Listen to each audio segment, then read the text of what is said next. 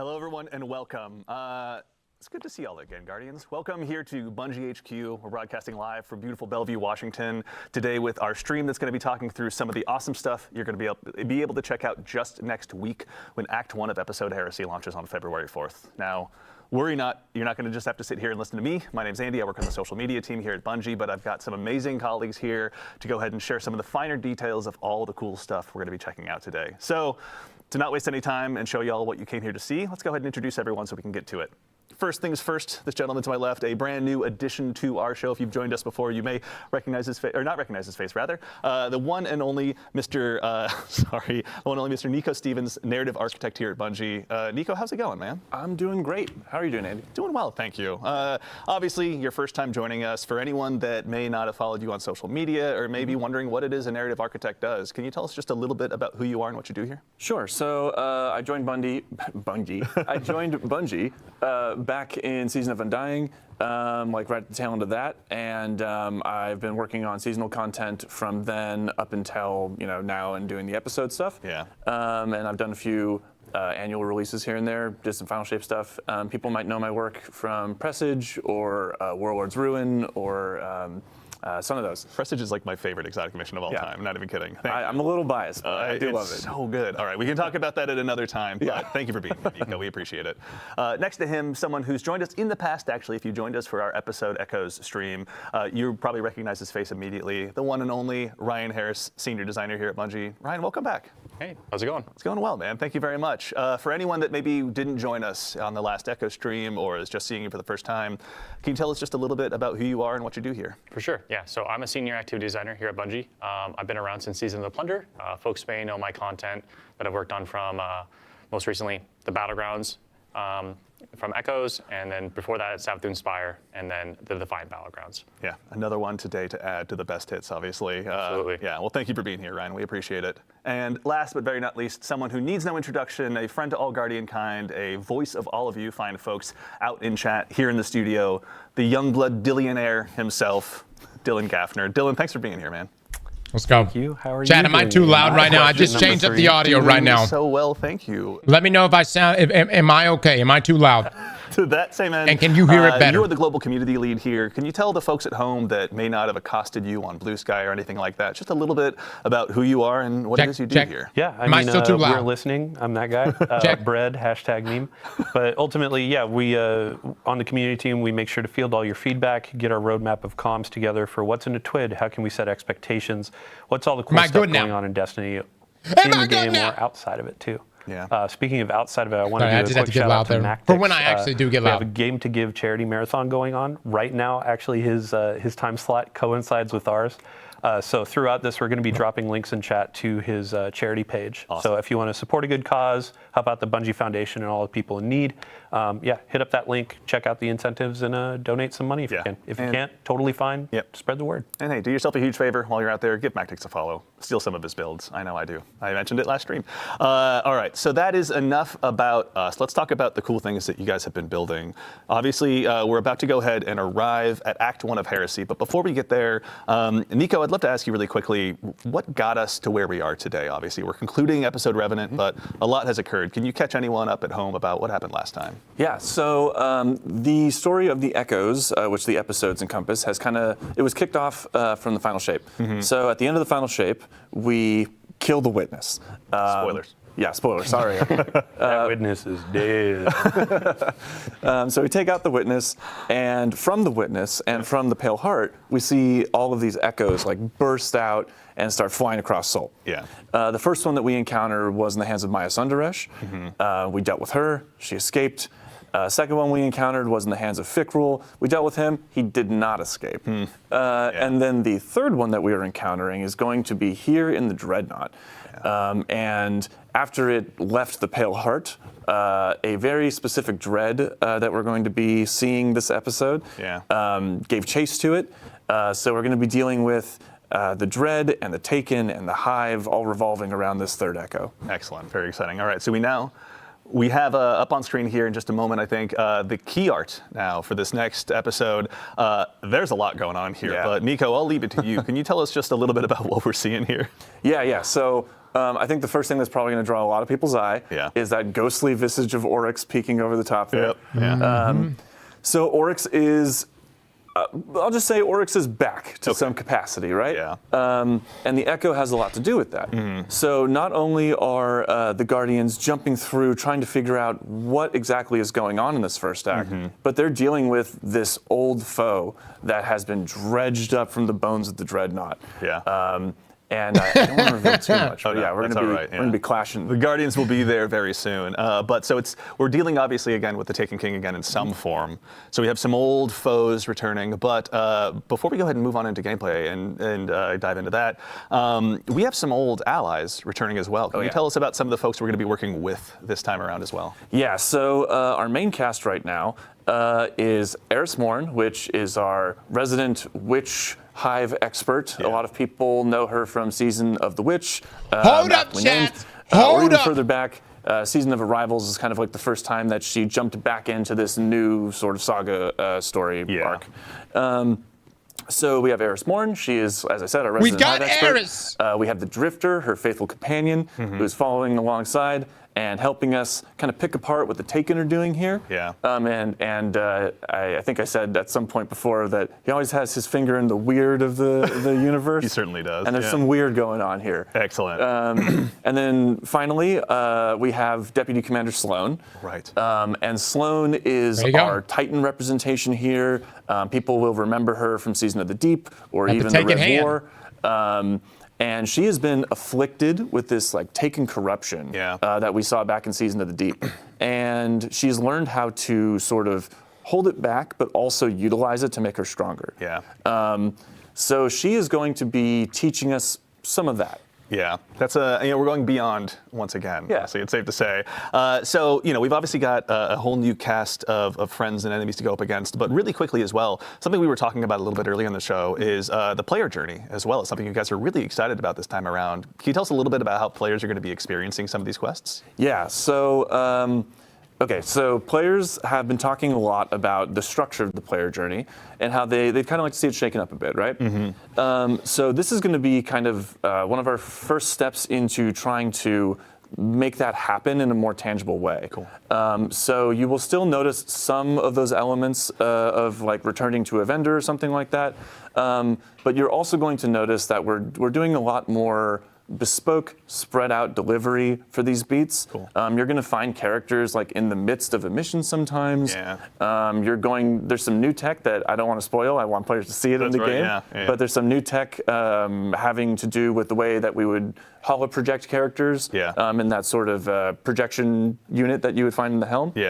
We're expanding that out so that it's a little bit more versatile, and it is more cognizant of where players want to be and less about like having to return to this one spot and kind of loop through the helm over and over again. Thank you. Well, thank you guys. Obviously, I'm sure our audience of Guardians who have let Dylan know and his compatriots loud and clear what we're looking for are happy to be hearing that. So that's exciting. Let me go to the helm. The ghost is going to do a holo projector? Let me go back to the helm. Let me talk to this character. Is there a holo projector somewhere in there? Yeah, that's right. All right. Well, really exciting. So as we kind of move into that player journey, we're going to be working on something called the Path of Resolve. Can you tell us just a little bit about what that is before we dive into the gameplay here in just a moment? Yes. So there is an event that happens at the beginning of the episode, which people will see very, very soon after the launch. And this sort of kicks off. I'm going to choose my words very carefully here. Redacted. Redacted, yes. This redacted event sort of kicks off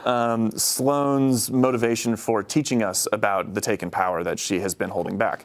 And so that is the path of resolve here. She's going to be teaching us how to fight fire with fire. We're going to be going into the Dreadnought, taking some control of that Taken energy, taking some control of those old hive magics, and wielding them using our light and using our paracausality, wielding that new power against our enemies. Very nice. All right, we're going to be obviously keeping Sloan very busy with that. But speaking of, we actually have our requisite local fire team here in-house in the activity as well. Ryan, this is the Nether. This is the new activity that's going to be arriving with Act 1 of Episode Heresy.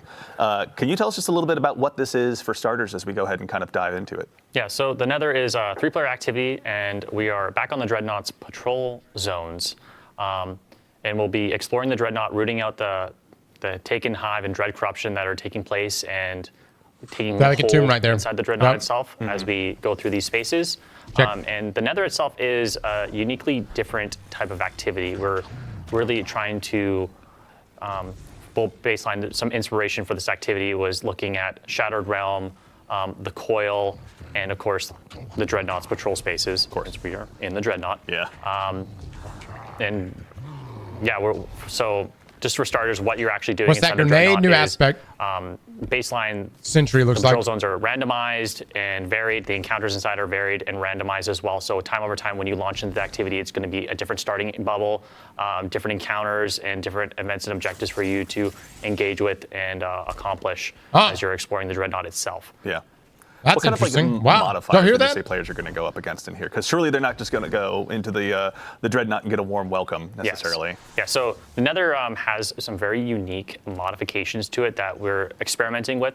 So first off, players do not regenerate health. And to compensate for that, we are doing something special where we're providing players with plus 300 bonus health baseline to their original HP values and plus 75 shield value. So alongside that, we really want to make your health regeneration or your health as like a resource as you're fighting through this, as we are looking at this as a very rogue-lite experience, and we need resources to contend with to make and hit that rogue-lite. Emphasis on light there, of course, because this is still a very uniquely Destiny experience. Yeah. And we have a lot of things contributing to that as well. So we do have ammo scarcity as well, so players won't be getting as much ammo, but there will be ways and avenues to get health and ammo drops in the activity, as well as boons that will improve your power over time as you engage with the activity. Nice. And that progressive sort of idea of like power and building up how strong you are as you're moving through the Nether, that roguelite experience, it's also reflective of that narrative of like building yourself up, pushing deeper into the Dreadnought. Yeah. The Dreadnought is resisting you. It's trying to make sure you can't like move towards the Echo and figure out what's going on. Yeah. And this is you finding ways to like pierce the veil and move beyond their barriers. Yeah, new foes and new challenges obviously warrant new strategies along the way as well. Absolutely. And then you saying like ammo and health is kind of like a resource. So you're not seeing it drop off of enemies and stuff like that, but there are things that you can find like a resource and collect and all that. Yeah, so we have destination materials. We have urns and pots kind of placed around everywhere, and also destination chests that players can find. And Very when similar to you the break Coil. these Very similar to Coil. pots, they'll explode into like a rain of health, ammo, heavy ammo, sometimes boons, sometimes revive tokens. I forgot to mention we are using revive tokens here as a resource as well, so you really need to manage, but like there are avenues to get more revive tokens. There is more avenues to get health and ammo. So we really want players to explore the Dreadnought and encourage that exploration by looking for these urns, looking for the chests, and like searching for those boons, because there's multiple avenues and like ways for Look at that little players thing. to Look at that search little out orc and buddy. go Y'all see get that them. shit? Yeah, and I mean that resource scarcity is really going to make you want to chase those down, and I can imagine that health is a sight for sore eyes. Absolutely. To that end as well, actually, obviously you mentioned we're Look how back much at the soup. Dreadnought, but I can't imagine it's the exact same one. Can you tell us a little bit about how the Dreadnought has changed? Yeah, so since the Echo has hit the Dreadnought, a lot of the spaces have changed and like modified. A lot of the skin of the Dreadnought ship has like peeled back, revealing bone and chitin and showing off new secrets, new pathways. Look So at that. you are in familiar They spaces stacked a if boat you charge while I was played the sprinting. Dreadnought before, but there is a lot of new, interesting, unique pathways. Things have changed. Things have become abnormally different. Oh, Yeah. There goes our pirate team. And that's the last we ever saw of that Guardian ever again.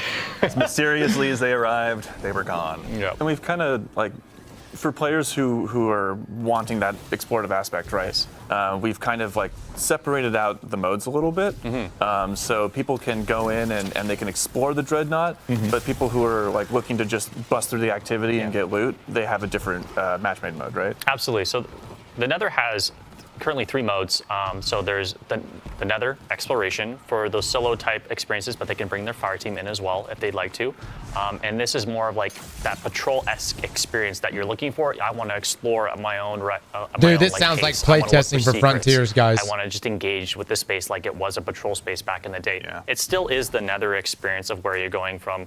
You're playing through the 3 bubbles and there's escalating difficulty, but we do grant to you in that mode a multitude of revives. So you have a way larger pool of revives, so you can make mistakes. Sure. It's just for those players who want to like explore at their own whim, play at their own pace.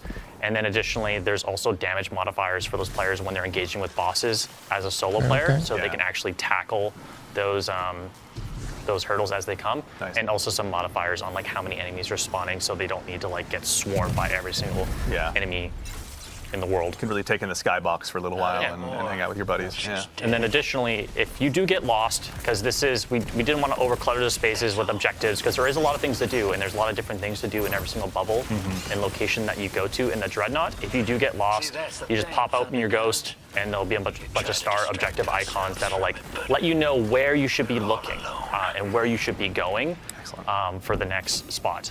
Additionally, talking back to those different modes, we do have the match-made mode on advanced baseline difficulty, and then we do have expert as well. Very cool. Chad, you see that his health is not going up. You're going to have to break jars. Make sure they're pushing not only themselves, but the opportunity to get loot as Or far as find they another possibly means can. of getting your health back. And on that loot note as well, every time you complete a bubble, there is a chest checkpoint, so you do get loot checkpoints essentially. And like the average runtime for like a bubble is 8 to 12 minutes, but you do get the most loot by completing the entire activity as a whole. Got it. But, Devour, yeah. There are Red Death. checkpoints for players who just want to jump in for like 8 to 12 minutes, hit that loot checkpoint, like, okay, I'm out for now, or players who want to just like rush through it and get all the loot at every single end of every single bubble checkpoint. Very cool. Okay. All right. And then also, I think, in addition to the modifiers we're talking about, the boon system is one that I heard you mention a little bit earlier. I'd love to actually kick off the conversation about that. I think we maybe saw the folks in chat that were eagle-eyed that were keeping an eye on the modifiers may have seen something a little bit earlier before. But can you tell us a little bit about the boon system? Yeah, so the boons here are, we have a multitude of boons. We have minor boons, major boons, and corrupted boons. So minor boons are minor stat increases that are pretty much just to increase your power and incrementally stack. They can stack up to 10, and they're just like the typical like increased light damage, increased darkness damage, movement speed on kills. Some are like based on health and regenerate health, and are typical like mobility increases, but like things that'll make you stronger over time and allow you to tackle the more difficult bubbles as you approach them. Yeah. And then additionally, we have major boons. Yeah. And then from there, they're like actually more larger gameplay modifiers that actually affect your abilities and your actions. Yeah. And of course now, we do have Eric. That's right. Yes, actually. So anyone at home that may have noticed, our good friend Nico, please give him a shout out in chat and let him know that you love him, has stepped out of the scene for just a moment, and we are now joined by gameplay feature lead Eric Smith. Eric, how's it going, man? It's going well. How are you? For doing well, thank you. You guys are all so nice today. I'm so taken aback. For anyone that may not have seen you in the Vidocs or anything like that, can you tell us just a little bit about who you are, what you do here at Bungie as a gameplay feature lead? Yeah, sure thing. So I'm Eric Smith, gameplay feature lead on Destiny 2. So I help create the game's abilities, kind of anything the player can do, the game feel of the game, build crafting, kind of general sandbox stuff, and kind of make the controller disappear into your hands while you're playing. Yeah, the many tools we use, you're helping go ahead and make sure that they're all available for us. For the mouse and keyboard as yes, well. Right. I'm just That sitting there breaking tapping jar on right an there. empty desk. That's how my Trials teammates feel. So we're talking about the boon system. You obviously had a big hand in this as well. Rather. Can you tell us a little bit about what this system is for, and maybe about the boons the players are going to have available? Yeah, so there are a bunch of boons available. There are the minor boons that you mentioned, and then there's the major boons. So the major boons are more gameplay affecting, and they will do things like, kind of like we saw in the Pale Heart with the Traveler's Blessings, right? Yeah. Where you pick something up and it kind of gives you a new ability almost. They were good. One of those Nobody used them, but they were good. In the Pale Heart was Solar Spit Slide, fire where straight you, at your ass. Run and slide, Every time and you a solar slide. wave would go out Right and there blow he is. things up. Right there. In this, we have Solar Slide as well, but we also have Stasis Slide, where you run and you slide, and a big stasis wave comes out and makes crystals and freezes things. Okay. And you can blow them up yourself.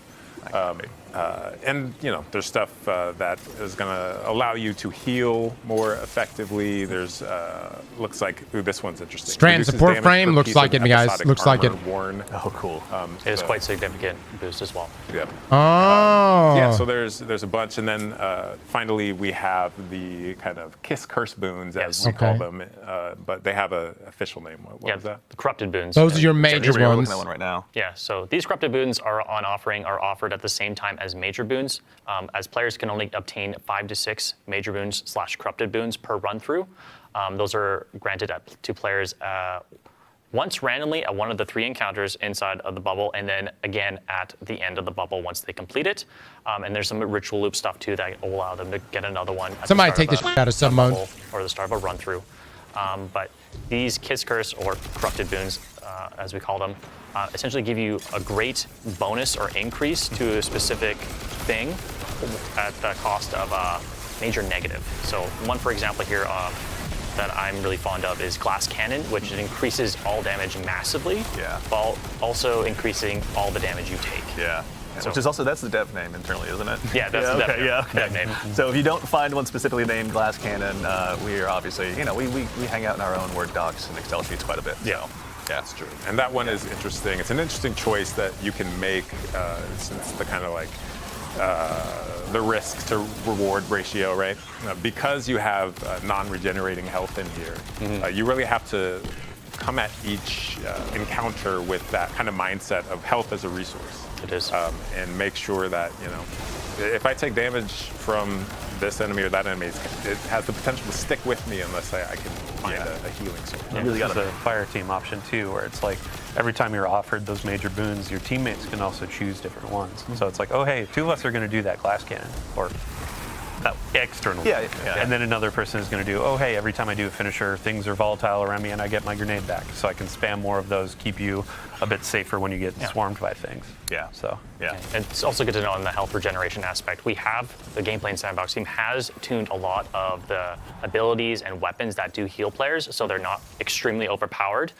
So there's been a wide tuning pass on all of this entirely. So you're going to see when you're trying to heal up your teammate with one of our new support auto rifles. It's going to take some time, but it does work and is very efficient and very helpful, especially the abilities. So you're definitely going to want to spec into healing builds. Oh, man, I have to just give a shout out to the team on like Season of the Deep. We were going deep into the oceans of Titan, and now it feels like we're going deep into space, and like the pressure you can feel. Tentacles taking energy, like. They knocked it out of the park with the vibe here. Looks dope, man. A little claustrophobic. Does look really good. Just getting pulled deeper into the labyrinth, right? Yeah, absolutely.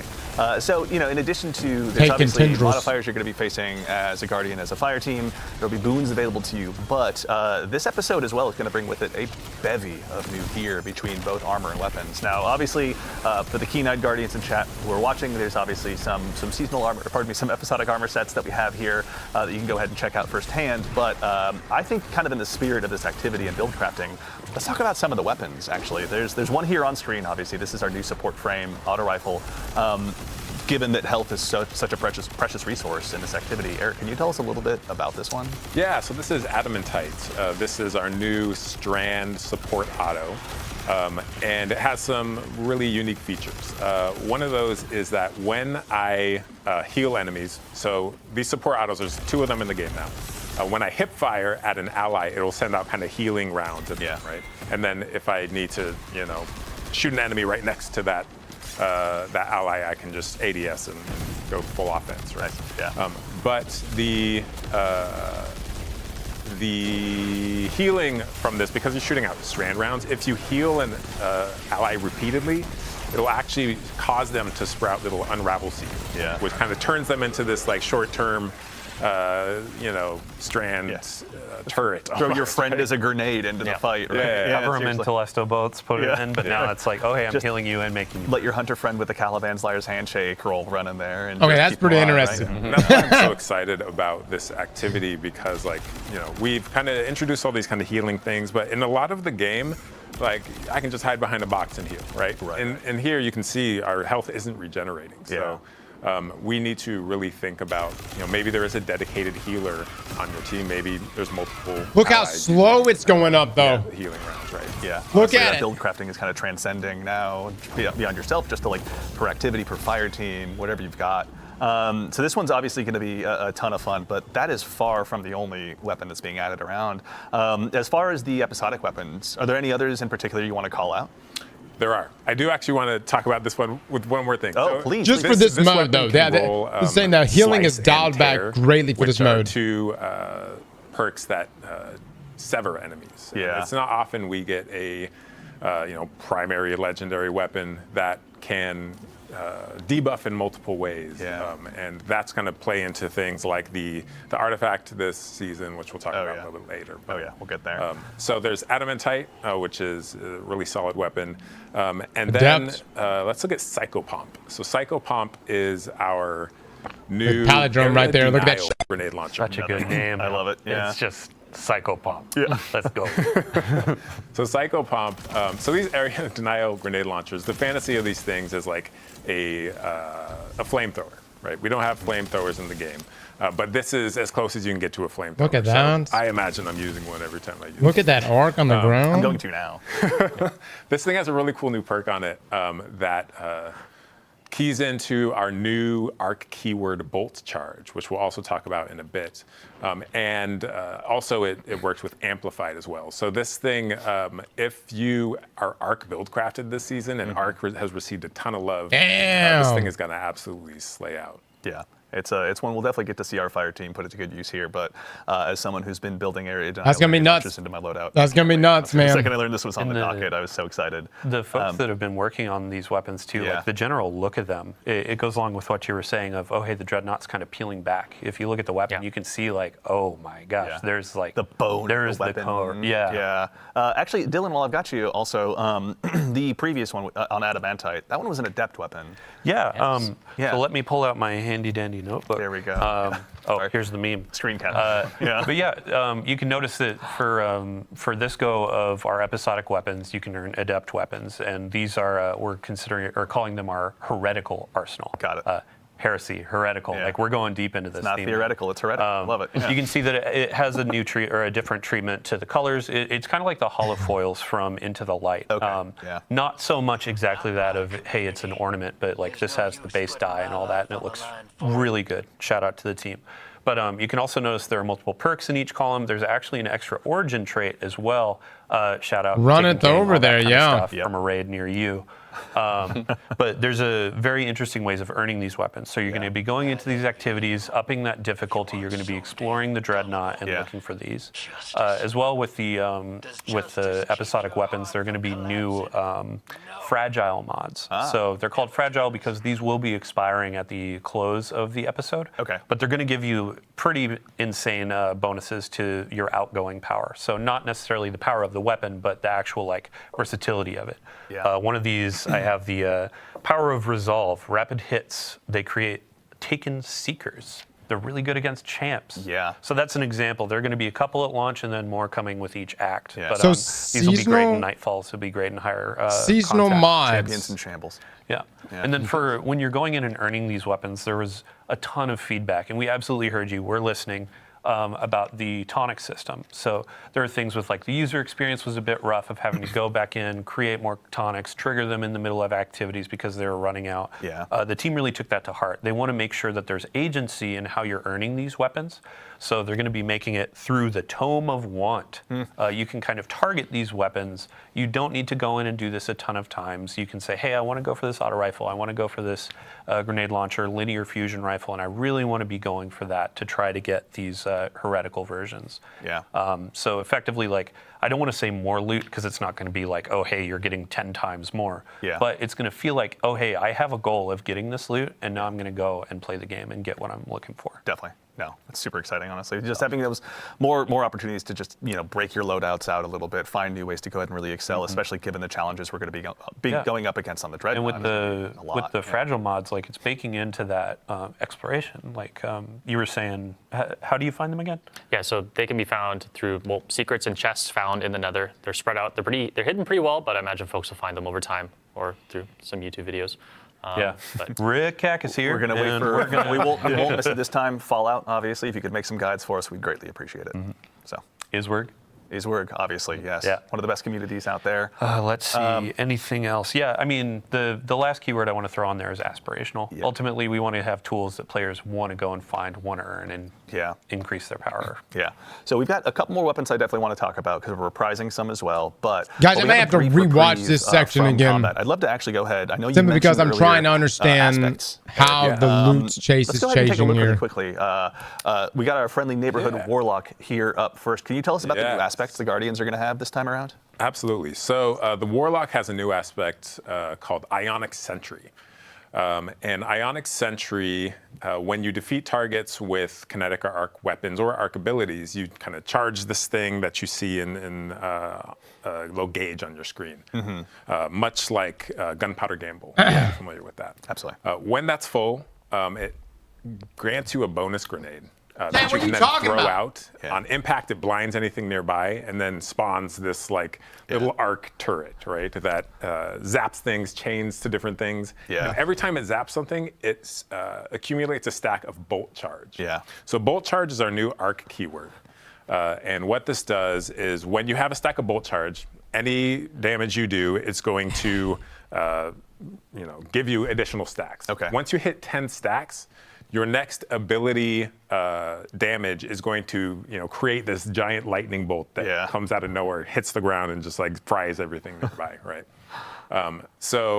What Ionic Sentry can do is not only generate the stacks, but because it is ability damage in itself, it can expend the stacks. Yeah. So you send this thing out, and it is doing work. You're throwing a meat grinder at them, basically. An arc And meat blind. grinder at anyone foolish enough to cross it. But also, I mean, given that's going to be using the new keyword as well, like it's not just going to be for mobs of trash. It's like you can throw this down against the big bosses and obviously have it blind them and do all sorts of stuff. Yeah, this is great against bosses because any healthy targets, it's going to be continually zapping them, granting you those stacks, and then discharging the stacks as well. Yeah. All right. It's like an offensive version of the Stasis Warlock turret too. So it's like, let's say you stack them and you're going into onslaught, so you have your freeze. It's like, I need these enemies to leave me alone. Yeah. And you come in and Will you're Prismatic like, get it's this? time to, No. we're going to boil them, mash them, stick them in a stew, man. They're gone. Sure, but it also, if you are in trouble, kind of like the stasis thing, like let's hit the pause button. The blinding aspect of this, I can just kind of throw it out and smoke bomb and hide, right? If I need to, yeah. All right, so Warlocks obviously have a brand new tool to add to their toolbox, but the other classes do as well. Which one should we show them next? Let's stick with the arc thing. So let's go to Titan. So Titan, we have Storm's Keep. In this is like a barricade modification. So any barricade you drop, it's going to kind of be electrified. And standing behind this electrified is going to passively accumulate bolt charge on you. Yeah. So I drop this on the ground. I start shooting enemies from behind my barricade. Let's say it's a rally barricade, or like we just reworked Titan's Ramparts, the barricade you can shoot through. Oh, yeah. And that is going to be kind of building those stacks up and discharging them as I'm firing my weapon. And like I said, bolt charge is usually only ability damage. Did we that have this discharges it. inside of Destiny But Rising? as long as I'm standing behind Storm's Keep, my weapon damage is going to discharge it as well. Got it. So it kind of turns any weapon you want into like a quasi Thunderlord. Not necessarily an arc weapon then in this case. Correct. I knew it. So, He was in fucking Destiny Rising, wasn't it? This one's spicy. Oh my we're gonna God. See this, in a lot It's of good. damage phases. It was good. We can play this all we want. There's a lot of theoreticals we can dive into, right? Totally. In Dev, and then we drop it into the world, and I'd we'll copy see the out of how it. we need to tune this thing. Oh, Maybe yeah. it's up, maybe it's down. But we want it to be powerful, and I think it is powerful. There's a lot of players saw this preview in the TWID. I think it was last week, and they immediately noticed the animation for the Titan was changed, right? So when you went down to put down the barricade, it was like this big thunderclap, like, hey, I'm going to charge everybody up, right? Yeah, and the animation went through a lot of different kind of versions. We put so much love into all of these abilities because, it's in the game forever, and we want it to be right. So, there were like slams and like raises, and we ended up with the thunderclap, and our animators are godlike. They're absolutely incredible at their jobs. Yeah. But then it's animation. It's like the VFX artists have to time everything to the animation, and then the sound design people have to time it to that, and then the test has to make sure we're not breaking anything. And it's like so much work goes into even one aspect like this, and we're really excited to put it in players' hands. Yeah, it's a coalescence of art and science that you guys do that consistently blows my mind. But now we've got obviously one more for our friendly neighborhood hunters like myself. Yeah. As well. Best for last. This one will be able to get you out of sticky situations as well. So yeah. So ArcStrider already has for arc aspects, but they needed one in their void slot. So we gave Night Stalker on the prowl. And shout out to the boy Danny Nanny, who is the designer for this one. Yeah. So on the prowl, you kind of become a hit person, right? Yeah. And whenever you go invisible, like you get a contract to kill something in the area. Yeah. And that thing is marked, and a little, a target shows up on them for you and your allies. If you successfully complete that contract and whack that jabroni, right? You. Sorry, jabroni. No, excellent use of jabroni. Yeah. Thank you. So That's canon now, everyone. So I whack a jabroni, whack a jabron, and then what happens is my entire team gets some energy, right? Mm-hmm. And this is kind of a callback to Heart of the Pack from the old Night Stalker. It originally was actually a callback where we gave you stats, but then because we're working the stats coming up, like we decided to just give you ability energy, right? Yeah. So ability energy, and then the victim, if successfully executed, explodes into a cloud of smoke, which I can then enter to become invisible again, thereby marking a new target. So I can kind of chain these like assassinations as I move throughout a strike or something, and my entire team can be advantaged by. Oh, nice. So you can bring your fire team through the same cloud of smoke. Same cloud of smoke. Everyone goes invisible. So yeah, you're kind of sneaking. Spicy, man. It's on the prowl. We're prowling through the activity. You can already see like one of the exotic pairings on the screen too. Those creepy eyes freak me out every time. But Omnioculus, like that's going to benefit the smoke and all that kind of stuff. You can pair with Lorentz Driver. Sorry, Ritz on social media asking for some gameplay today, but we have too much to go through. Yeah. But it's like you're embodying that I'm a bounty hunter fantasy. So your gun can be giving you bounties through. There you go, Lorentz Driver. hunters. You're getting bounties. You can through go back to this. doing what you know how to do There's gonna best, be a lot of combinations, which is in go build crafting. invisible So, and you had mentioned contribute too, nothing Gweizen, to the right? battlefield. Yeah, Gweizen. I always call it Gweizen, but Gweizen Vest got a rework. So when you exit invisibility, it emits a weakening cloud of smoke, and then some super energy perks as well. So nice. There's going to be a lot of strong pairings, and then always the last one's alive void too. Features in the artifact pretty heavy. I too. wonder Honestly, why. you just gave me the best segue I could possibly imagine. We have looked, obviously, we've begun to scratch the surface of some of the new build crafting opportunities y'all are going to have. But obviously, we got a new artifact as well this episode. We've got the Tablet of Ruin, which seemed aptly named. Now, just as a starting point, can you let us know the general theme of this one? Yeah, so the theme of this episo's artifact is kind of subjugation. Holy shit, it's and the Tablet of Ruin, bending man. enemies to your will. It's the Tablet of Ruin, I think. As we are going back into the Dreadnought, it was unlikely that the Dread or the Hive were going to come peacefully, so we got to bring the big guns to force their hand. Absolutely. Essentially. Yeah, it's not about us winning; it's about them losing. Yes. Okay. Yeah. So the Tablet of Ruin is there to ruin their day, essentially. Yeah, so I'll call out some highlights of mine from here. If we look at column 5, because column 5, column 5's a strong one. That's where we got to go right to the chase. We have Void. Which one is it? It's called Void Flux. That's it. Void Flux. So defeating weakened targets with a Void weapon applies volatile to nearby targets, and then you pair that with the column 4 Maligned Harvest, and rapidly applying volatile causes your next instance of Void weapon damage to weaken, which then feeds back into the other one. And it's Got a like boost too. if you can get this engine going, in a crowded room, it's nasty. Me and my fellow Fighting Lion addicts are going to have a really good time with this one. I can already tell. The Fighting Lion subreddit. Look at the champion mods, And then dude. I also want to call out Horde Shuttle in here. Please. So Horde Shuttle, damaging unraveled targets with a weapon, occasionally spawns a Threadling. This is really good for your strand builds, especially against high health targets. Because I unravel them, they stay unraveled. I keep shooting them, they're just popping Threadlings out. Left and right. Nice. And then, because we talked about arc, flashover in column 4. When you gain a maximum stat or bolt charge, you also become amplified. Amplified is getting a big kind of buff this episode as well. To its survivability. So really, arc in general is it's hot. It's going to be hot. This Yeah, Game Boys some for spicy sure. arc builds this time around. Rock 'em, shock 'em, baby. Yeah, there you go. Yeah, that's end too. Dylan, can you walk us through some of the stuff in the first column as well? We're gonna have some new Look at those, champion, man. rather mods to take out. Yeah, so I mean, like, there's all these really ability-focused items, which is great because there are a bunch of anti-champion keywords in there as well. Yeah. But let's say, like, hey, we're doing a Nightfall.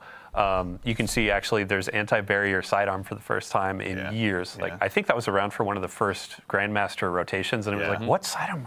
Right. Dust off the call. Now we have rocket sidearms. We have Forerunner, so you can be like popping the shields, throwing the grenades, that kind of stuff. Anti-barrier sniper, that was a favorite from the past. We just did a big rework on glaives. The team did a crack job on there, so unstoppable there. Tons of special and heavy. 4 out of 5 is special and heavy. And then linear fusion rifles and fusion rifles are getting the unstoppable, and then in 5th column you'll see a perk that players may enjoy. It's back. I'm my so excited. God. I just got my hands on the Vex Mythic Last finally. Thank you, Malachi. After all of this time, honestly, so I have a hunch I'm going to be putting those in the main rotation pretty quickly as well. Oh yeah, it's actually back. What about you? I don't know if Look, this is going to apply to Vex Mythic Class So it too. was like such a moment for me. It was like a decade of waiting, right? Yeah. I think there's a reason to go back into Vault of Glass, and maybe we can help him get his. I'm down. That's a good point. Yeah, it's crazy. Like some raids I've played 5 times and have like 5. And Telesto's getting a buff, yeah. Oh, you're the guy where you get it on the first run. I usually am, but not with Vault. For some And reason. linears are also getting a buff. Gucci out there, Feast or famine. Season right? the fusion rifle, man. Yeah. And so go linear. back to Vault, you were saying. Vault of Glass. So there are a bunch of folks where, they want crafting back. They want to do something where they have an end goal. And Vault of Glass is a great opportunity for us to say, hey, you've been going through Heresy content. You want to do some raids. You want to do something else. Like, we're adding weapons to Strikes, Gambit, Crucible. We have a bunch of new weapons. About to get Trials, craftable Vault armor set weapons. and Trials that you've seen in some of these previews. Yeah. But Vault of Glass is getting crafting. Yes. Chat goes wild. Yeah. You can go get that Fatebringer, get it a couple times as a deep sight, craft it, and then you can New make that perks roll too. that you've always wanted. Look at that. Yeah. As you're going through Vault, let's say you want to go through and craft like 5 of the weapons that are available. My God. Then you can hop into Master with all your spoils, be going for those Adept Thresh versions, baked and in those as an have a origin chance to trait. drop with multiple or more perks in those columns. We've been doing this for the last few raids with craftable weapons, but now it's like, hey, I want my Heathen Vengeance. There's a new intrinsic perk. What's the origin trait? Yes. And then, let's say I'm trying to go for a combination. It's I even could better than get Thresh, 3 I on think, this, and then because I it can doubles your mag enhance it, size. Look at that. Make it this crazy rocket launcher. Imagine that's that good in and damage and go to rotations. endgame and do some really cool stuff. Yep. Yeah. So we've got another weapons. I know I mentioned some reprised ones, but actually, as long as we're hanging out here in the menus, Eric, I'd actually love to put you on the spot again and talk about just some of the exotics that players are going to be able to go ahead and acquire this episode as well. Let's start wherever you'd like to. Which one would you like to kick it off with? Let's look at Barrow-Dyad. Barrow-Dyad. I was hoping you'd say that. So Barrow-Dyad is Oh, dude, that Is that a looks gun? sick. Is that actually a gun? It's hybrid gun for his sort of. Our team does not mess around, man. That's so cool. Yeah. So this thing is a strand submachine gun, and it is also a monster in combat. So this thing, as I deal damage with it, it generates this resource called Blight. And next time I reload, whether it's manual or I just run out of my mag, it's going to convert that Blight into these strand seekers that next time I pull the trigger, it's going to fire those out, and they're going to bounce between enemies. Here we go. Yep. So we got some gameplay of this right now, actually. Yes. So, but you can also see it. Just juking everything. The Grim is a paid actor, obviously. Try to snow. You can also see that this thing auto reloads over time. So this thing, rumor is it's partially sentient. Yeah. It has its own wants and It needs. wants to kill. Yes. Yeah. And if you satisfy it, it's going to reward you. Yeah. So look how fast that ammo comes back. So what you can actually do is play this mini game. Look at that, where dude. you are, trying to shoot enemies to build up that Blight. And then you can pace yourself to auto reload to build up more Blight, and then manually reload to load all those Seekers into your mag. In addition, it has this perk where dealing damage to 3 different enemies generates. It doesn't look that powerful right now, but I'm talking about the auto reload feature. Generates a large amount of Blight. Very nice. Okay. So equal opportunities to go ahead and clear out crowds, but also to just burn down the big bad that might be standing in Dude, the the way, Grim's or fucking whichever one's this guy foolish enough up. to do so. So there are going to be player questions immediately of when you're talking about Blight and those sorts of keywords, is this weapon of sorrow? That's a great question. It is not a weapon of sorrow. But, I heard another rumor that this thing is a kind of fossilized precursor to a weapon of sorrow. Interesting. But I can't, confirm. Redacted. This, yeah. One of our top 3 favorite words, redacted. Okay, so this is the one, and we won't spoil how, but players will be earning this one this season. It'll have, catalysts and other intrinsics to earn as well, I assume. This thing has a lot of surprises. I don't know where. You can leave it there. Let's just leave it. I like that. Okay. Yeah. All right. So obviously, the Barrow-Dyad will be one that will be getting added to a lot of loadouts across the entire Sol system.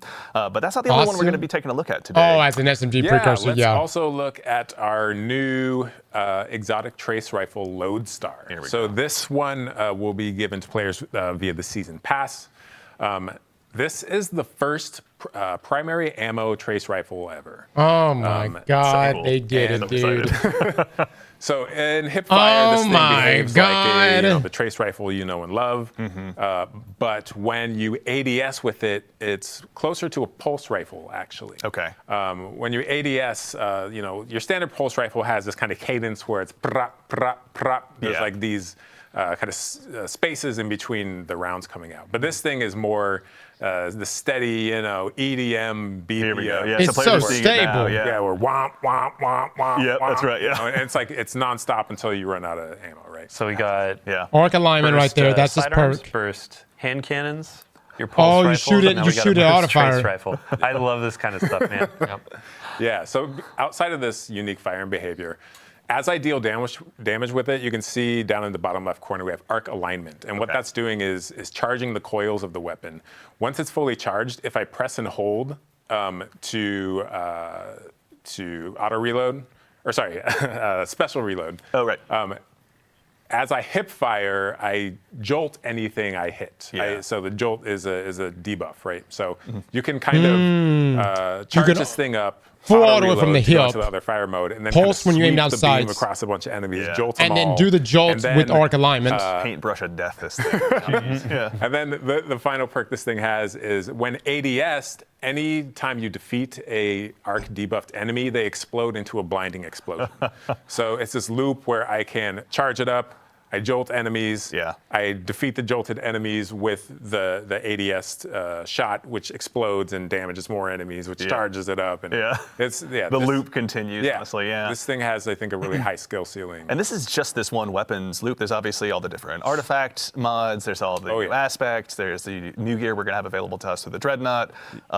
Theory crafters, update your spreadsheets. The time has begun. You can. There's some big brain combos you can pull off. Yeah, and I will be counting on stealing all of them.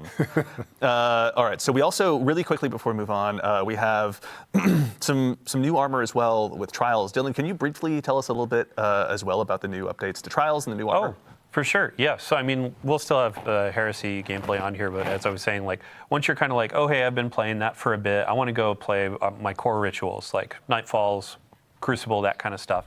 If I want the endgame PvP experience, Trials is getting kind of a rework.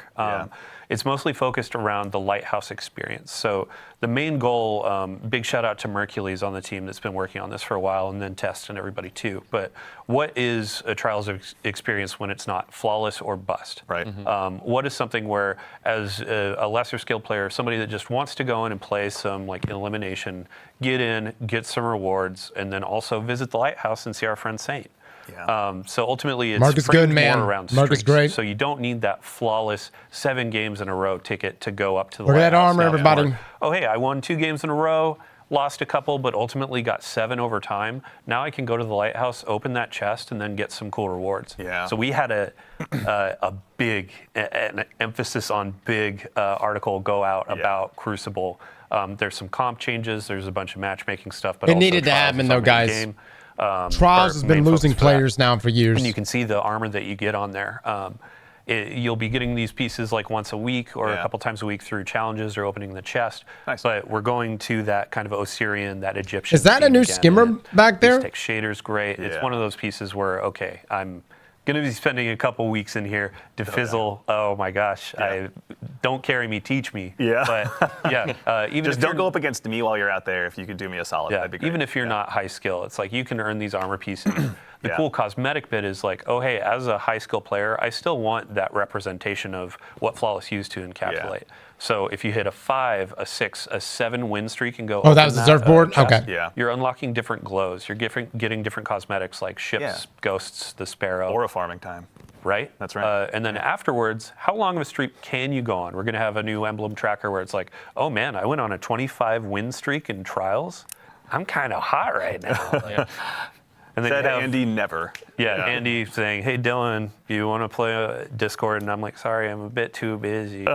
It's all right. We get it. You're a big deal. But I'm not a no, big thank deal. you, honestly, in the interest of being busy. Thank you and yours, obviously, for putting together that article. If anyone wants to see all of that in painstaking detail, it took a village. So Dylan, to you and the PvP Strike team and everyone, thank you a ton for getting all that information together. I know we have one more topic to move on to, but I'm realizing in my notes I didn't quite get to speak to the reprised weapons. Let's call out a couple before we move on. There's one in particular I'm actually pretty excited about. It's the return of probably one of my favorite pulse rifles. I've been watching a lot of TikTok. Our friend Epic Defender out there is running Fighting Lion and, Cold Denial. So I've gone ahead and personally dusted off my Cold Denial, which is now also making a return. So if you don't still have it from Season of Arrivals, now's your chance. Dylan, we were talking about this a little bit earlier. What's your favorite role for this one? Well, so back in the day, I always made sure to have Head Seeker, and it was kind of a niche perk back then. It was Yeah. like, oh, hey, it helps with one-on-ones a bit. Right. But it has been buffed over time. It's been a while since Season of Arrivals. 340's so just got a nerf. I'm going to be going for Head Seeker again on this baby. Yeah. And like, one of the cool things is that all of the reprisals are going to be dropping day 1 of Act 1. Cool. So you can go and get this. There were a few others that were mentioned, or I believe you're about to mention. Another one. Yes, that's right. We can honestly, I can talk about. Or wait, my favorite role of the next weapon. I don't care about your favorite role. Okay. No, Fair no, enough. no, You know go, what? go, No, go. no, no. That's fine. You know what? Message received. I'll leave that for my. Because we debated this. Well, there's. Come on. All right. It's very close. It's Zen Moment Head Seeker, but Okay. No, that's good. it's That's just a 2-burst machine. That's a good roll. But That's a good roll. another one I want to call out, one that's so well beloved by the community that a member, a content creator in our community named themselves after it. Whispering Slab Enjoyer. Whispering Slab is now also getting reprised as well. So there's going to be a lot of opportunities for y'all to go ahead and add this one back into your inventory. Is there going to be any new roles added for this one as well, Dylan? Anything Oh, exciting? yeah. I mean, all of the weapon rolls are going to be a bit revamped. Dude, some There'll of be the heavy roles they hitters from show the in past, this, but also man, new perks have been introduced over huge time. as an opening I mean, shot. for the seasonal weapons, too, I believe it was, Morgan Dickens, like, working with her to see what are all the different roles, what can we call Everybody it. get hyped! She put a lot of love into those. Big shout out to the rest of the team as well. Like, I wish I could name every single person, but Yeah. as you said, it takes a village, it takes a city to build a game. Absolutely. So big love for everybody Yeah, there. we're just the ones sitting up here today. There's obviously a ton of incredible peers of ours here at Bungie that are behind the scenes building all of this every single day. So to our teammates and compatriots at Bungie, we couldn't do it without you. Thank you so much.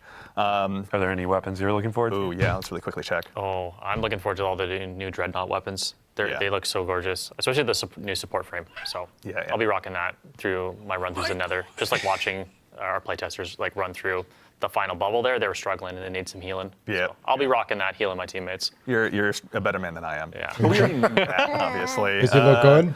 Eric, any one last one that you want to call out I before we mean, move on? that Whispering Slab is just so sexy, man. You think it's gonna be good? Honestly, what a Just like- distinctive bow. Like, how do you? It not is. love It's it? gonna be just a like banger? a big flat thing with a string. It's Yeah. like, I don't know. You know it means pain when you see it. Honestly. true. Yeah, absolutely. Do you on, baby. shoot Say bye arrows now, from it, or baby. do you just take it and hit people with it? Dealer's choice. Obviously. Depends whether or not you're a Titan.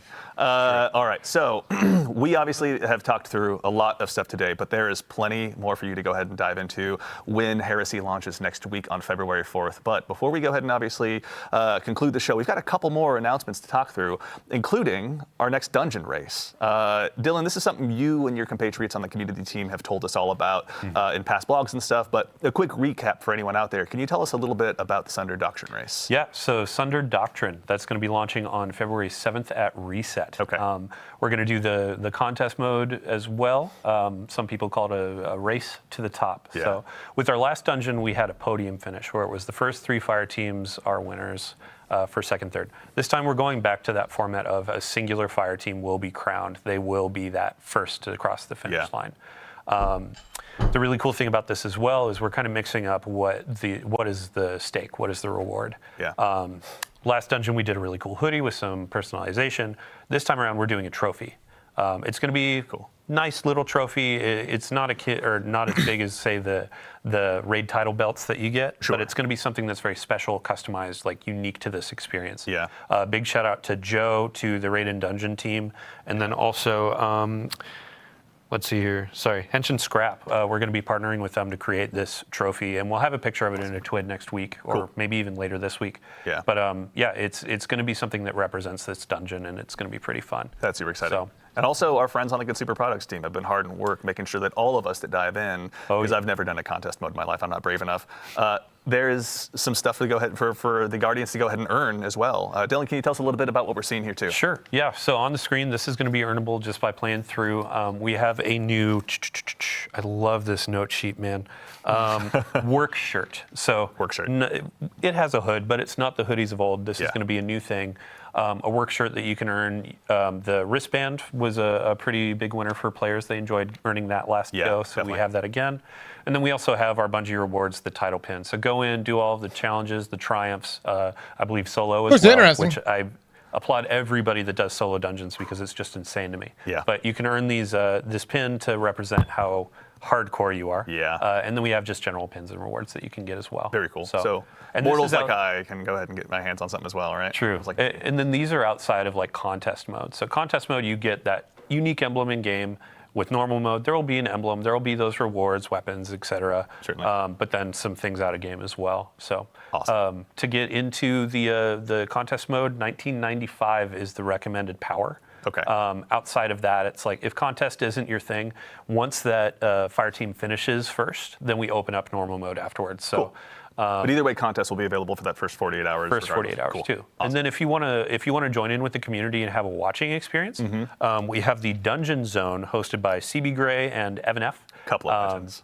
Yeah, big thank you to them because this is going to be a community-driven kind of like, hey, they're tracking a ton of teams that are vying for that first place. Yeah. They're going to be hopping through that. They'll have some pre-show stuff that's really fun to watch. We'll also have Twitch drops. We'll have unique emblems to earn through that.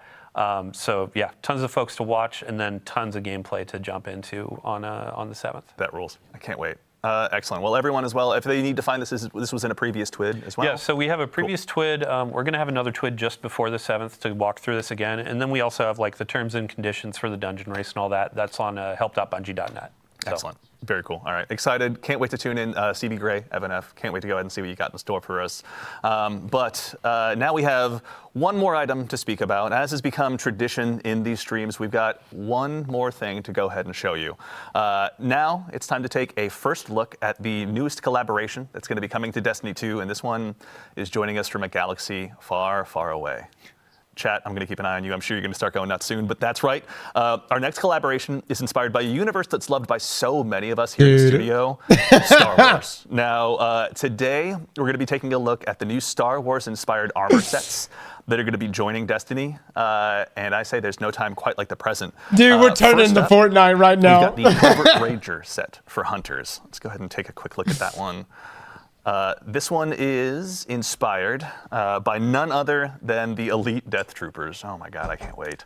Such a beautiful cape. Seriously. Hunters are never. This shit's gonna print. You know it is. It's Don't gonna tempt print, us, we'll man. find a way. Yes, this one, and as are the other ones that you're going to see, are obviously all going to be arriving on day one of Heresy. Up next, Warlocks. Worry not, we've got you covered as well.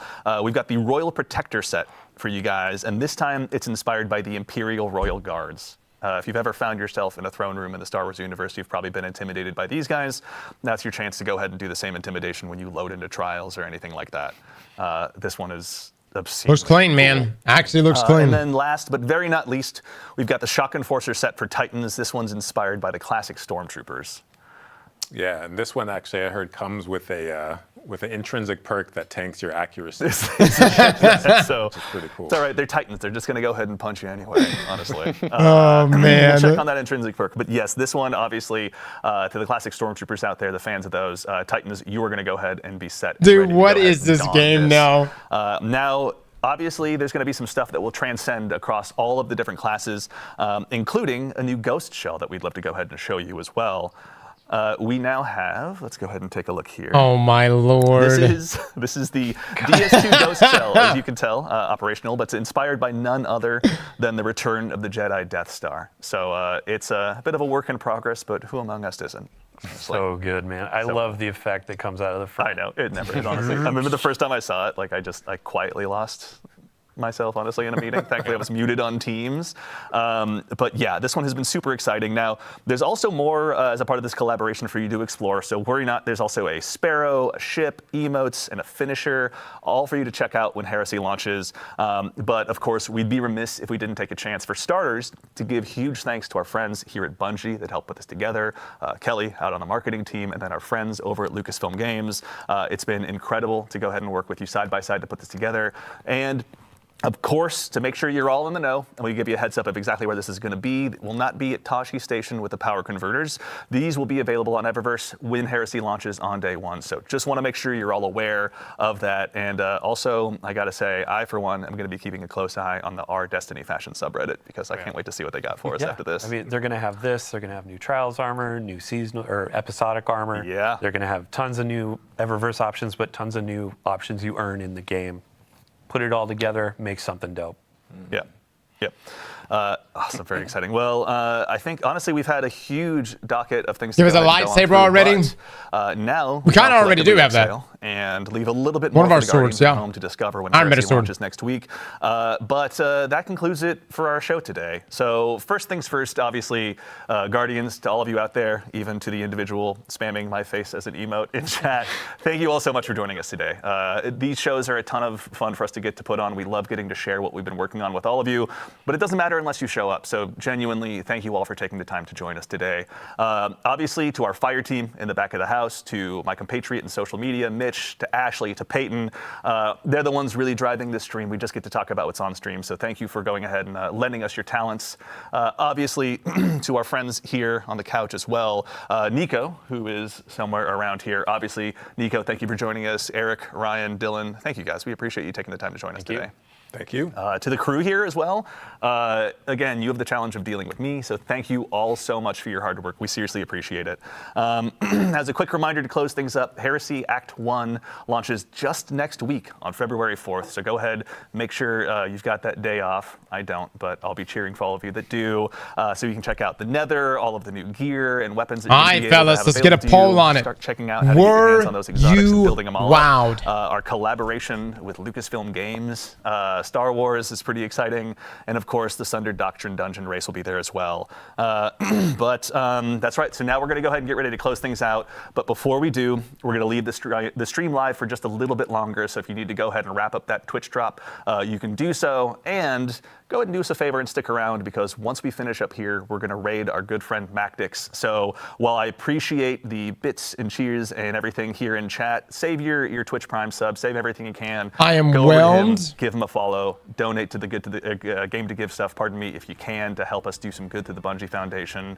But that's it. So for now, thank you all so much again for joining us. All right, so we did an eggplant bet just now on whether or not we were going to see anything, who was going to get the echo. We had Savathun, we had Zivu Wrath, Toland, and Eris. It appears none of them are going to be getting the echo, or at least what we're thinking is it must be Oryx that's getting the echo. So I guess we just don't do a payout. Yeah, there were no story beats shown. No, but I'm assuming that Oryx is getting the checkpoint. I think it's best that because nothing was really shown, we probably just need a refund. All right, let's do a poll though, guys. What is your thoughts? Were you wowed? This is but a small portion of the community here, but it still gives us an idea of what we're looking at. 34% right now are saying they have been wowed. 67% saying they were not wowed. I think it's hard to just tell. I think it's hard to tell because, you know, we really just don't know. Nothing in the narrative is really shown to us. The way I was seeing everything is that this seems to be from a core gameplay loop perspective. It seems like Bungie's really trying to play test Heresy for what's to come in Frontiers. From the roguelike mechanics to the emphasis on armor sets. Armor sets are going to be a big deal. And we know going into, the annual expansion, going into Frontiers, armor sets and really Armored 3.0 is gonna shake up everything. And so this is going to be the season that's going to be prepping us, or I guess episode that's going to be prepping us for those gameplay changes. Loot-wise, I thought the loot looked pretty good. I need to go back to the section where they talked about how they're going to be doing the targeted looting, because they were talking about how they had some misses when it came to the tonic system. But again, it wasn't necessarily that. It was the fact that the tonic system was so buggy, and it was so buggy for so long. That was the biggest miss out of everything. I don't know. We'll go back and look at that section in just a moment. We are going to the Dreadnoughts. There seems to be multiple, and we're going to have an entire breakdown on everything from today's stream. But it seems like there's going to be an emphasis on the exploration side of things for the Dreadnoughts. They even said there's like 3 different ways in which you can tackle the new area when loading into it. They also said something about like random spawns, like when you load in, you'll be randomly spawned. And I wish at some point we can head in the direction that like Path of Exile has, where like every map would be completely randomly generated. Granted, I don't think that could work for something like, the Dreadnought, which is literally a static place, and you have set spots where items are located. The interesting thing about the new gameplay loop, which is essentially what Coil was, is like health is going to become a resource. No longer you're going to passively regenerate health. You're going to have to use and rely on things like support frame auto rifles, probably, a heavy emphasis on things like Devour. By the way, when we were noticing people getting killed by the support frames, it was very slow though. And those things heal up very fast. So every healing resource is going to be dialed back substantially. I'm talking like, it looked almost the equivalent of 5% of what you would normally get in game right now from healing sources. And so they want you to go around, they want you to play your life, and also to do things like shoot jars to get the health recuperation from those jars and whatnot. I'm trying to think of anything else that really stood out from this other than the big one where Oryx is seemingly alive again in some way. And again, when we were watching the video earlier from Bife earlier, and we were wondering if we were going to get like Xivu a Wrath in this one. I still think that she's going to play a role, but I think that Xivu will be some sort of annual expansion. Like I think she's too big of a character. They'll rinse Vickrell for a seasonal expansion, but if they won't rinse Maya, they're definitely not going to rinse Xivu in a season. Bro, let Oryx die. Stop digging him up. Yeah, it's weird, man. It's weird. It looks cool. I gotta say, him in there, it looks cool, but I don't really. I mean, I wonder how the narrative is all gonna tie in together. Like, I'm assuming the Echo Shard is what revived him. What is his revival really like? Is he really Oryx? That kind of thing. It's just his soul. That's what I was thinking. It may just be like, maybe not his mortal form, but like his throne world form. But I don't know. We'll see how Bungie ties that together. Weapons look cool. Artifact mods look really cool. I think the big standout thing about the artifact mods is that, linears and fusions are going to be very strong with particle being back in play. We're going to be doing damage testing this week on linear fusion rifles and some fusion rifles. I would say that Vex Mythic class is also going to be very good because it's a primary weapon, but it falls within that same category. So it's going to take full advantage of those mods. And Vex Mythic class, when that mod was around originally, was very strong. And if you're concerned about getting a fire team for Vaulted Glass, they're pairing this alongside craftable weapons that are going to be dropping from Vault of Glass. And so there'll be people farming Vault of Glass, and so there'll be a chance for you to get Vex Mythic class if you don't have it. I don't know, guys. I will say the interesting weapon there where you like apply Blight, I don't think it's going to happen anytime soon. However, it would be amazing if at some point in the future, we actually get a subclass that's a taken-based subclass, and we have the ability to take. And you can think of this as like a necromancer type class, where we go into the battlefield and you could squad up and you could just start taking things and go wild. I don't know if Bungie's ever going to go that route, but we do have Sloan that's going to be a part of this coming episode, and she's literally, she's going to be teaching us some things with the taking powers. Now, I don't know if that's just going to be like, hey, here's your little seasonal, like you can go in there and do some little, tinker around with some taking shit, but you're not actually. I'm talking about a full-fledged, Path of Exile, witch necromancer class where you can go in and you could literally start taking enemies. There's no taking subclasses, 3 fragments, calm down. I'm not saying it's happening right now. I'm speculating, or at least hoping here that at some point it could happen. And that would be a cool aspect to add into Destiny. No one's saying this is launching next fucking week. Are you out of your mind? It's not even an annual expansion. It's a fucking seasonal expansion. Of course it's not going to be launching anytime soon. All I'm saying is that it would be cool. That's it. And can we not talk about things that would be fucking cool? That's how we get cool shit. We talk about things that would be cool. Or we let Destiny Rising make cool shit. And then we put that cool shit in our game. So Destiny Rising, you should make a taken subclass. And then we'll get it here in Destiny.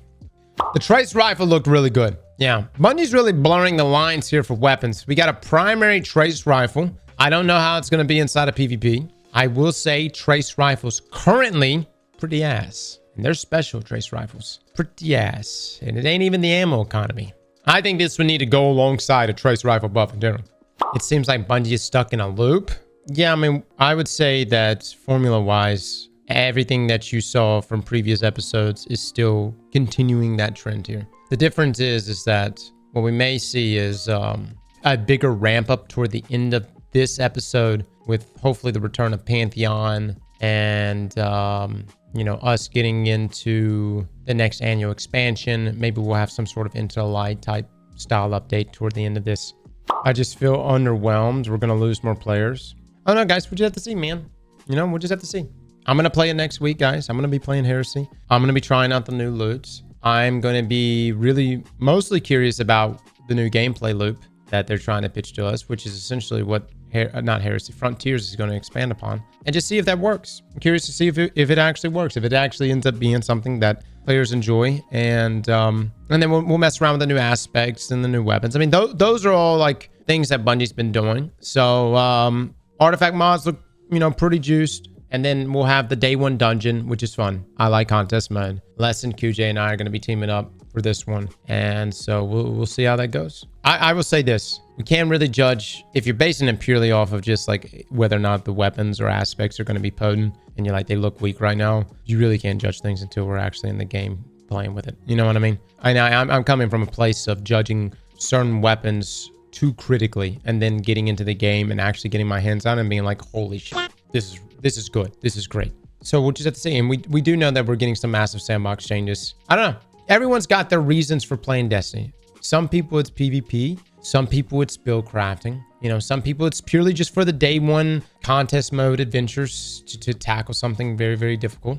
And, you know, we'll be able to look back here in about probably 3 weeks and be like, all right, is this paying off? You know, and the other part is like narrative. You know, I don't really know how the narrative is going to be because they're going back to week narrative beats. So they're walking back what they did in Revenant, where they released everything for an act, and now we're going back to week with the shorter time frame in between the acts. So we'll see how that goes. I'm on team gameplay. Narrative isn't important at this time. Yeah, again, everyone has what they get from really any video game, but especially Destiny, right? What I will say, you fuckers caved as soon as you saw this damn armor. Y'all know that? Can I just point that out? You all caved like little bitches. You hear me? All of you came in here, all saying, no, it's gotta blow me away. And then as soon as you saw this shit, every one of you were like, oh, my wallet, my credit card's already out. Take my money, Bungie. I'm just saying, man. Just saying. And you know what? Everybody right now is going to be like, no, not me. I'm not caving. I guarantee you next week, everybody's going to be rocking this shit. Every Crucible lobby, everywhere in PV, every patrol zone, everyone on the Dreadnought, y'all going to be rocking this shit. I'm going to blow all of my bright dust on that Dark Trooper set. Good luck. Brother, you don't get this for bright dust. Are you kidding me right now? Money, silver, conversion, McLaren in Pete's Garage. You swiping the card for more silver. All right. Well, I guess we should take this moment to play some Destiny, everybody. As far as my thoughts, we'll have a breakdown video of everything you saw in today's stream, and we'll condense it down. That will go out tomorrow morning, and we'll have timestamps and everything for it. We'll be playing this episode, man. I mean, look, I've got a thing for Hive women, and this is probably going to involve Savithic and her sister Ziva Wrath, and it's like my wildest fantasy. So I'm playing. We'll see it. I hope it's good, though. I really do. I hope it's good. It needs to be good. It needs to be great. Slap that like button like your mama told you right.